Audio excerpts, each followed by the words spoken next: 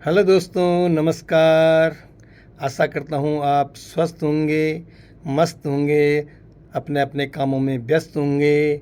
उम्मीद करता हूँ आपने कल का मेरा पहला पहला एपिसोड देखा होगा गढ़वाल की उत्पत्ति के संक्षिप्त विवरण में। और कल मैंने इसका पहला भाग आपको बताया था। आज आपको मैं दूसरा भाग बताने जा रहा हूँ। तो लीजिए आज शुरुआत करता हूँ कि राजा जयपाल जी ने जब चांदपुर गढ़ से अपनी राजधानी को देवलगढ़ में बसाया था और उसके बाद माँ भगवती के कहने पर उन्होंने श्री क्षेत्र को श्रीनगर नाम से बसाकर यहाँ पर अपनी राजधानी स्थापित की थी। तो उसके बाद ही तुरंत ही 2 वर्ष के बाद सन 1519 में उनकी मृत्यु हो गई। उसके बाद उनके पुत्र कल्याणपाल ने राजगद्दी संभाली। उसके बाद सुंदरपाल जी ने, उसके बाद हंसदेव पाल, उसके बाद विजयपाल, सहजपाल और उसके बाद बलभद्रपाल। इन्होंने जो है 1575 ईस्वी में राजगद्दी संभाली श्रीनगर की। और इनके बारे में कहा जाता है कि राजा बलभद्र जो है महाभारत के भीम के समान भीमकाय भी थे और बलिष्ठ भी थे। तो एक बार जो है ये कोटद्वार भाबर के जंगल में शिकार खेलने जा रखे थे। उसी समय दिल्ली से जो है अकबर भी नजमाबाद शिकार खेलने आ रखा था। तो उसके बाद ये शिकार खेलते खेलते ये भी नजमाबाद तक पहुंच गए और वहाँ पर बाघ के एक आक्रमण से अकबर को इन्होंने बचाया था, जिससे अकबर बहुत खुश हो गया था। और फिर इनको अकबर ने जो है बलभद्र जी को अपने साथ दिल्ली दरबार ले गए और उनको शाही मेहमान का दर्जा दिया, उनको अपने साथ रखा 1-2 महीने तक। तो उसी दौरान जो है अकबर की पूर्ववर्ती सीमा पर जो है उपद्रव शुरू हो गया। उस उपद्रव को बचाने के लिए बलभद्रपाल जी ने खुद ही अकबर से कहा कि मैं जाता हूँ अपनी सेना को लेकर और वहाँ उस उपद्रव को शांत करके आता हूँ। तो जब उन्होंने ऐसा किया और कुछ जो उपद्रवी थे उनको पकड़ के इधर दिल्ली दरबार ले आया तो अकबर जो है बहुत खुश हो गया। तो उन्होंने इनको तब शाह की उपाधि दी थी और इनका नाम बलभद्रपाल से उन्होंने बहादुर शाह कर दिया था। और उसके बाद फिर लगातार इनकी आने वाली पीढ़ियों के नाम के आगे शाह की उपाधि लगाई जाने लगी। और बहादुर शाह की मृत्यु के बाद उनके बेटे मान शाह ने गद्दी संभाली। उसके बाद उनके बेटे शाम शाह ने गद्दी संभाली और शाम शाह की कोई संतान नहीं थी, इसलिए फिर उनके चाचा महिपत शाह ने राजगद्दी संभाली। ऐसा कहा जाता है कि महिपत शाह के समय ही माधो सिंह भंडारी जी उनके सेनापति हुए और उन्होंने जो है सिरमौर से लेकर के तिब्बत के दापा घाट तक अपने राज्य का विस्तार किया था। और फिर राजा महिपत शाह ने माधो सिंह भंडारी को खुश होकर के मलहथा की जागीर भेंट स्वरूप दी थी और फिर माधो सिंह भंडारी यहीं पर आकर बस गए थे। फिर माधो सिंह भंडारी जी ने मलहथा की ऊसर भूमि को सिंचित करने के लिए सुरंग का निर्माण किया था और सुरंग में जब पानी नहीं आया था तो उन्होंने अपने एकमात्र पुत्र की बलि दी थी और सारे खेतों को हरा भरा कर दिया था मलहथा की भूमि को। तो ये आप लोग सब जानते ही हैं। तो उसके बाद राजा महिपत शाह की मृत्यु के बाद उनके बेटे पृथ्वी शाह ने सन 1646 में राजगद्दी संभाली। ऐसा कहा जाता है कि उसी दौरान दिल्ली में औरंगजेब ने भी अपने 3 भाइयों का कत्ल करके अपने पिता को कैद करके दिल्ली की राजगद्दी संभाली थी।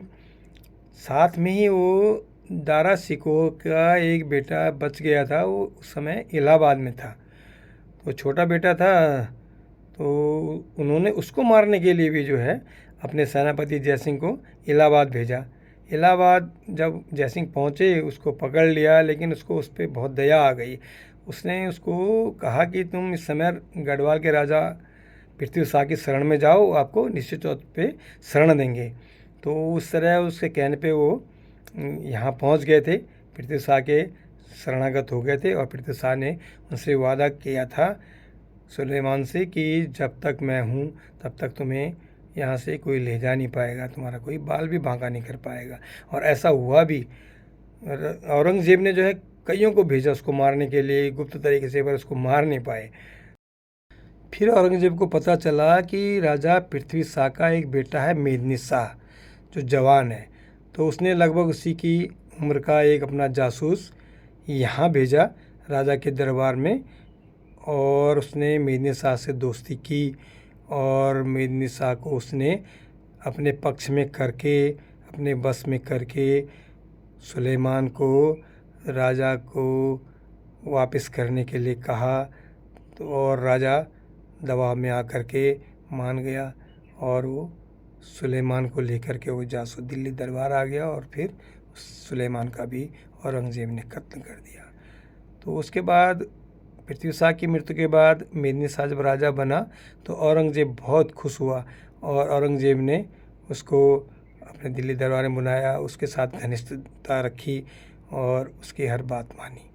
और साथ ही मेदिनी शाह के बारे में ये भी कहा जाता है कि एक बार जो है कुंभ के मेले में जो है यहाँ के राजा को जो है प्राथमिकता थी कि पहले जो है गढ़वाल का राजा नहाएगा कुंभ के मेले हरिद्वार में, उसके बाद अन्य राजा बाहर के राजा नहाएंगे। तो एक बार बाहर के राजाओं ने जो है मेदिनी शाह क्यों पहले नहाए, पहले हम नहाएंगे, इस तरह से जिद कर दी। तो मेदिनी शाह फिर गुस्से में जो है चंडी घाट की तरफ जो अपना लाव लश्कर लेके उधर चले गए और फिर उन्होंने वहाँ से माँ गंगा को पुकारना शुरू किया कि मेरी गंगा होली तो मैं मुहाली। ये आप लोगों ने सुना भी होगा। तो वास्तव में ऐसी पुकार करते करते हुए वो रात को सो गए और जब उन्होंने सुबह देखा तो वास्तव में गंगा चंडी घाट की तरफ भी बह रही थी। इस तरह से जो है अन्य राजाओं को बड़ा आश्चर्य हुआ और तब से उन्होंने जो है यहाँ के राजा को बद्रीनाथ का अवतार तक मानना स्वीकार कर लिया था। बोलांदा बद्री आप लोगों ने सुना भी होगा। और इस तरह से मेदिनी शाह की मृत्यु के बाद उनका बेटा फतेह शाह सन 1699 में राजगद्दी पर बैठा। जब वो राजगद्दी पर बैठा तो उस समय उसकी आयु मात्र 15 वर्ष थी। तो इस तरह से उसकी माँ रानी ने जो है राज का भार अपने हाथों में ले लिया था। वो कांगड़ा की राजा की बेटी थी। तो कांगड़ा से 5 कटौज भाई जो उसी के वंश के थे, सगे भाई तो नहीं थे उसके, यहाँ पे रहते थे। तो रानी उन पे ज़्यादा विश्वास करने लगी और राजकाज का देखने का भार उनके ऊपर भी सौंप दिया। लेकिन उन 5 कटौज भाइयों ने जो है यहाँ पर जनता के ऊपर तरह तरह के कर लगाने शुरू कर दिए। कई तरह के कर उन्होंने लगाए, इससे जनता बहुत ज़्यादा भड़क गई और सीधे श्रीनगर के राज दरबार में पहुँच गई। और तब दीवान शंकर डोभाल और फूरिया नैथानी ने प्रजा का साथ दिया और प्रजा दल ने इन 5 भाइयों को घेर कर कैद कर लिया और बाद में श्रीनगर से 12 मील दूर ले जाकर इनकी हत्या कर दी। आज भी ये स्थान भट्टी सेरा से थोड़ा आगे बताया जाता है और आज भी इस घटना का मंचन गढ़वाल के विभिन्न स्थानों पर 5 भाई कठैत के नाम से किया जाता है। आप लोगों ने देखा भी होगा। राजा फतेह शाह की मृत्यु के बाद उपेंद्र शाह, प्रदीप शाह, ललित शाह, जयकृत शाह और प्रद्युम्न शाह इन्होंने राज किया। प्रद्युम्न शाह 1797 में राजा बना, जो कि बहुत ही कमज़ोर राजा साबित हुआ और उसी समय गोरखाओं ने यहाँ पर आक्रमण कर दिया और पूरे गढ़वाल को अपने कब्जे में ले लिया। ये सन 1803 के बाद है। तब राजा प्रद्युम्न शाह ने अपने बेटे सुदर्शन शाह को 1804 में राजा घोषित कर दिया। सुदर्शन शाह ने लगातार अपने राज्य को गोरखाओं से मुक्त करने के लिए अंग्रेज़ों से संपर्क किया। अंग्रेज़ तैयार हो गए। 1815 में उन्होंने गोरखाओं को यहाँ से खदेड़ दिया। इसके एवज में उन्होंने सुदर्शन शाह से 5 लाख रुपए मांगे, जो कि राजा देने में असमर्थ थे। तब उन्होंने गढ़वाल के पूर्वी भाग पर अपना कब्जा कर लिया और उसको ब्रिटिश गढ़वाल में मिला दिया और पूर्वी अलकनंदा के पूर्वी भाग पर उनका कब्जा हो गया। तो श्रीनगर गढ़वाल भी उनके कब्जे में चला गया था। तो फिर राजा सुदर्शन शाह ने टिहरी को अपनी राजधानी बनाया और ये टिहरी रियासत कहलाई। और फिर उसके बाद राजा सुदर्शन शाह ने टिहरी रियासत को खूब चमकाया और उनकी मृत्यु के बाद उनके बेटे भवानी शाह की मृत्यु के बाद उनके बेटे प्रताप शाह ने, जिन्होंने कि प्रतापनगर को बसाया, और उनकी मृत्यु के बाद उनके बेटे कीर्ति शाह ने कीर्ति नगर को बसाया। और कीर्ति शाह की मृत्यु के बाद नरेंद्र शाह ने टिहरी रियासत पर राज किया, जिन्होंने कि नरेंद्र नहर को बसाया, और उसके बाद उनके बेटे राजा मानेंद्र शाह राजा बने। इस तरह राजा मानेंद्र शाह पंवार वंश और आगे चलकर शाह वंश के 60वें राजा बने। इस वंश ने गढ़वाल पर लगभग 1060 वर्षों तक राज किया, सन 888 से लेकर के सन 1948 तक। हालांकि देश 1947 में आज़ाद हो गया था, लेकिन टिहरी रियासत का अभी स्वतंत्र भारत में विलय नहीं हुआ था। तब यहाँ की प्रजा ने बहुत ज़बरदस्त आंदोलन किया था, और कीर्तिनगर जो है इस आंदोलन का अगुवा बना था, और उसका नेतृत्व किया था नागेंद्र सकलानी मोलू भरदारी जी ने, और उनकी शहादत हो गई थी कीर्तिनगर में। और तब जाके जो है राजशाही ख़त्म हुई टिहरी रियासत की, और टिहरी रियासत का स्वतंत्र भारत में विलय हुआ। उसके बाद राजा मानेंद्र शाह लगातार टिहरी से सांसद बनते रहे। उसके बाद उनके पुत्र बने, और उनके पुत्र के पुत्र बधू फिर आजकल भी यहाँ की सांसद हैं, टिहरी के सांसद हैं। तो इस तरह टिहरी रियासत तो चली गई, साथ में जो है टिहरी राज दरबार भी और टिहरी नगर भी टिहरी डैम बनने से शहीद हो गया, और आज वह बिजली बनकर चमक रहा है, पूरे उत्तराखंड को रोशन कर रहा है। और 2000 में उत्तराखंड राज्य का निर्माण हुआ है, और 2001 से कीर्तिनगर में शहीदी मेला लगता है। नागेंद्र सकलानी जी और मोलू भरदारी जी की स्मृति में उनका शहादत दिवस मनाया जाता है। कीर्तिनगर नगर पंचायत इसका आयोजन कराती है, बहुत ही भव्य आयोजन होता है। तो इस तरह से कीर्तिनगर नगर पंचायत भी इसके लिए बधाई की पात्र है। तो दोस्तों, इस तरह से गढ़वाल का संक्षिप्त इतिहास मैंने आपके सामने रखा, और जैसा कि मैंने आपसे वादा किया है कि ब्लॉग के अंत में मैं आपको अपनी स्वरचित रचना सुनाया करूंगा, तो आज भी मैं आपके लिए एक सुंदर सी रचना लेकर के आया हूं। तो लीजिए, प्रस्तुत है ये रचना। टीरी तेरु बलिदान याद रालू हम तैं, टीरी तेरु बलिदान याद रालू हम तैं, कथ गच्छे महान याद रालू हम तैं, टीरी तेरु बलिदान याद रालू हम तैं।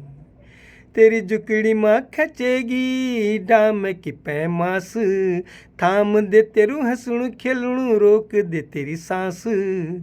तेरी जुकड़ी माँ खचेगी डाम की पैमास, थाम दे तेरू हंसणु खेलणु रोक दे तेरी सांस। कन हुए तू भज्ञान याद रालू हम तैं, टीरी तेरू बलिदान याद रालू हम तैं। टीरी म इन रीति डाम को पानी, अपना गाँव गुठ्यार कैननी पछाणी। टीरी म इन रीति डाम को पानी, अपना गाँव गुठ्यार कैननी पछाणी। तेरा पुंगड़ा अर खल्याण याद राला हम तैं, टीरी तेरू बलिदान याद रालू हम तैं। शहीद होंद मन की देखी सैर पहली बार, गाँव मों बिछुड़ दू देखी टपरांदू परिवार। शहीद होंद मन की देखी सैर पहली बार, गाँव मों बिछुड़ दू देखी टपरांदू परिवार। तेरी विरासत को दान याद रालू हम तैं, कथ गच्छे महान याद रालू हम तैं। तिरहरी छे पहली फिर बने प्यारू टीरी, अब बिजली बनी चमकनी छे सांझ अर सवेरी। तिरहरी छे पहली फिर बने प्यारू टीरी, अब बिजली बनी चमकनी छे सांझ अर सवेरी। तू बन गए मुल्क शान याद रालू हम तैं, तू गढ़ देश की शान याद रालू हम तैं। टीरी तेरू बलिदान याद रालू हम तैं, कथ गच्छै महान याद रालू हम तैं टीरी तेरु बलिदान याद रालू हम तैं। तो दोस्तों इस तरह से आज का एपिसोड संपन्न होता है। उम्मीद करता हूँ आपको ये गढ़वाल का संक्षिप्त सा इतिहास पसंद आएगा तो ज़रूर शेयर करें, लाइक करें, साथ ही मेरे चैनल को सब्सक्राइब करें ताकि मैं आपको आगे बहुत अच्छे वीडियो और बहुत अच्छी कविताएं आपको सुनाता रहूँगा निश्चित तौर पे। तो बहुत बहुत धन्यवाद, शुक्रिया, नमस्कार। कल फिर मिलते हैं।